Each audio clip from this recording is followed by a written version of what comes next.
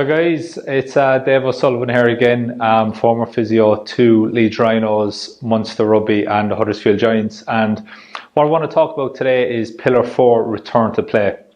Now, without doubt, this is the big pillar that even professional sports physios know that, I chat to quite a bit and I mentor, and they still struggle with this, and they still mess up quite a bit with this when they get this return to play wrong, okay? And the return to play, it's something that we're not really taught in university, and really it takes a bit of experience if I'm being honest. So the big thing with the return to play that we have to understand, and this is the bit where I think everyone ultimately falls down on, is your return to play system.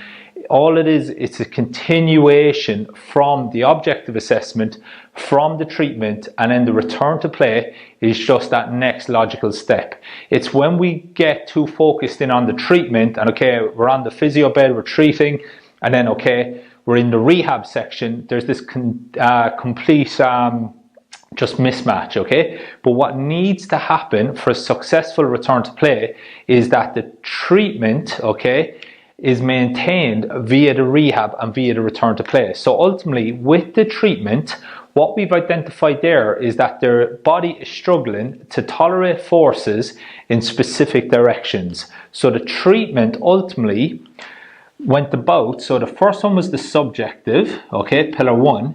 The objective identified the directions of force that the body needed reassurance in terms of perceived threat.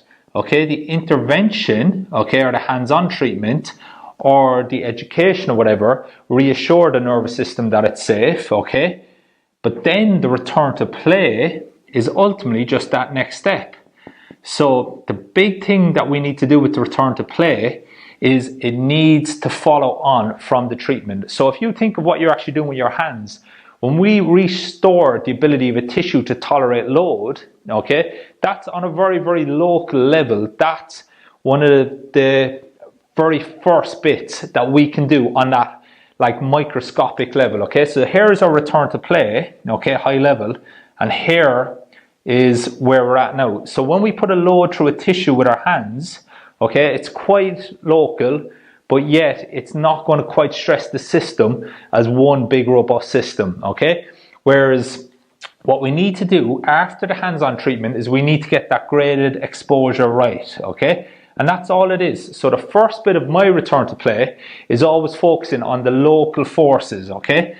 So if I put forces in a particular direction with my hands, okay, whether it's a capsule, whether it's skin, whether it's I'm helping the nerve to maybe take a bit of load in a certain direction, the next step for me then is some low level, okay, exercise that's going to put a force in a particular direction and let the body self-organize that, okay? Now whether that's a low level isometric, whether that's something else, okay? Now that's a nice continuum, but ultimately I can't decide what force or what direction unless it complements my objective, and ultimately it's going to go back to that person's story. So once then we've got that local kind of forces and we're starting to build them up a little bit in that graded exposure, then what we need to figure out, okay, is what caused these tissues to go wrong, okay, or to go into protective tension, or to actually have a pain output, or to actually cause muscle damage or tendon damage in the first place. And that always comes back to the stressor, okay?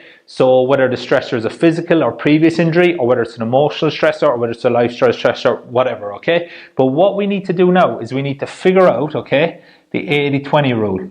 So once I've got the local forces, okay, in those specific directions, the body's able to tolerate that a little bit better, I'm taking a step back and I'm going, okay, if that tissue now, I continue to build that tissue up, and then when I get to about here, okay, and I'm back at my running progressions, will that tissue be able to tolerate the load? Okay, that's fine, yes it might, but have I addressed what caused that tissue to go in protective tone in the first place?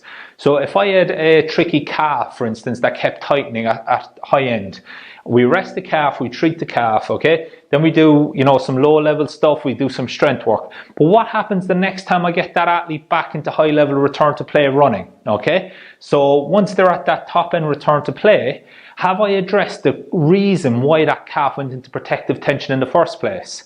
Okay, so as that foot hits the floor, there's forces going to be taken away from the knee through the hamstring up to the hip, and there's going to be forces taken away from the knee down to the Achilles to utilize elastic energy. So potentially, if this athlete had a previous hamstring injury, for instance, okay, is it feasible to think, okay, maybe that calf was doing a great job in the first place, okay, and it's just got tired of doing all the work, which is why it formed this protective tone. So once that calf then has had a chance to relax, and we've built it back up again, okay, and we get back into that return to play again, have we really addressed the true cause of this protective tone in the calf? And that's the number one reason why a lot of pro sport physios even fail, okay? Because they just focus in on the calf. Whereas at this point in my return to play, in the new age sports return to play, okay, once that tissue is loading nicely and we've got that graded exposure, we then focus 80% of our rehab onto where else in the body, okay, the body is struggling to tolerate forces in specific directions. Now here's the key.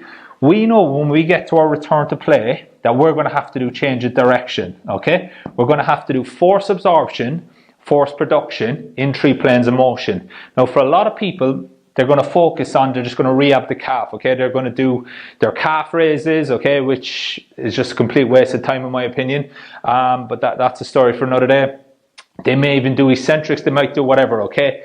But how is that helping this change of direction, okay? So a lot of them, they'll just do this, they'll start loading, and then, okay, we're at this magic 6 weeks or whatever it is, okay, and now we're going to start some change of direction. Whereas the smarter clinician is going to step back and they're going to be working on the change of direction. They're going to be loading that calf in the transverse plane and the frontal plane from day one, okay? So the minute the athlete gets off the treatment bed, okay, we've got a graded exposure plan back to the change of direction as well. And this is massive, okay? Because this is where you're going to pick up niggles again. Because if you don't have that graded exposure in 3 planes of motion, okay, and then you try to get that athlete back and you go, it's all sagittal plane in the gym, it's all sagittal plane in the rehab room, and then they have to change direction, okay, at a top end speed, there's no graded exposure there. You've got a graded exposure plan in the sagittal plane, but what happens when they change direction, okay? What happens when they have to sidestep, okay? We need to consider this, and that's why we need that graded exposure from the very minute that that athlete steps off the bed, okay? So the new age sports professional, they're working at that graded exposure at that 80% of the other injury, okay, or the other previous injuries. We're reassuring the system that it's safe to tolerate forces in those directions, but we're also looking at the calf, okay? So it's not just the simple, okay, it's a tight calf, it's a calf tear, we're going to rehab it, where majority of our rehab is actually tolerating forces potentially through the hamstring, okay? We're allowing the body to send forces through the hamstring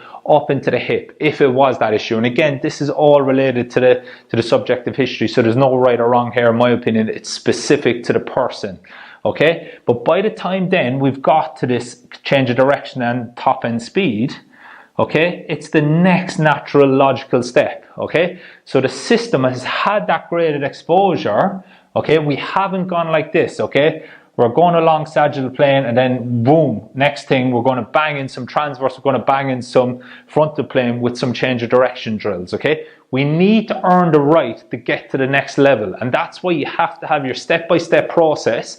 You have to understand that the body doesn't like a quick jump, it likes a graded exposure, okay? Think of an aeroplane taking off versus a kind of a graph like that, okay? And I actually show this in the clinic a lot, okay? So what we need to have is we need to have that full system, okay? So this is the point now where we're getting the athlete back to training, but I can't deliver an effective return to play plan unless I know, okay, what directions of force I was reassuring the body with my hands-on treatment, okay? I need to know from that what actual directions I need, and that a lot of that's going to be happening in the objective, and I need to know I'm on the right track with the objective and I'm not simply treating reactions from the subjective, okay? So it all starts back at pillar 1, okay? And it really is this important, okay?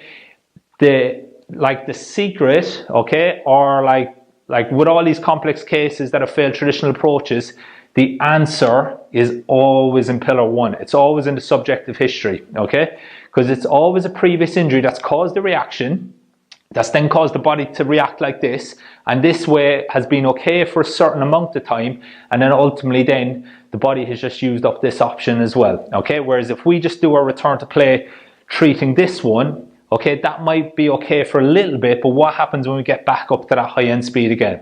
Okay, so as I said, it's so important that we give that athlete a bespoke treatment plan, okay? So for this return to play, 80% of my rehab is specific, okay, to pillar number 1, okay? So I can't design a rehab program for an athlete unless I know pillar number 1 inside out, and then the rest of it, okay? The first bit of our treatment is on doing a lot of the reactions, and then the last little bit of the treatment is putting forces in specific directions. But then we ultimately need to know where we are now and where we need to get to. We know we're going to need to change direction. We know we're going to need to do top end speed. So we have to be planning from that the minute the athlete gets off the bed. If we can do that, okay, and even that they're not ready to run yet, they need to be able to absorb force, they need to be able to produce force in 3 planes of motion, and they need to have that graded exposure, okay? There's a point where they have to be able to go to before they run, okay? It's not just good enough, okay, you're pain free now, let's have a run. There has to be a step-by-step process, and that's what we cover in pillar number 4 in the return to play in the therapy mentorship, okay? That step-by-step system, okay? A lot of professional athletes, okay, they've had numerous previous injuries, okay? There's nowhere to hide with this stuff.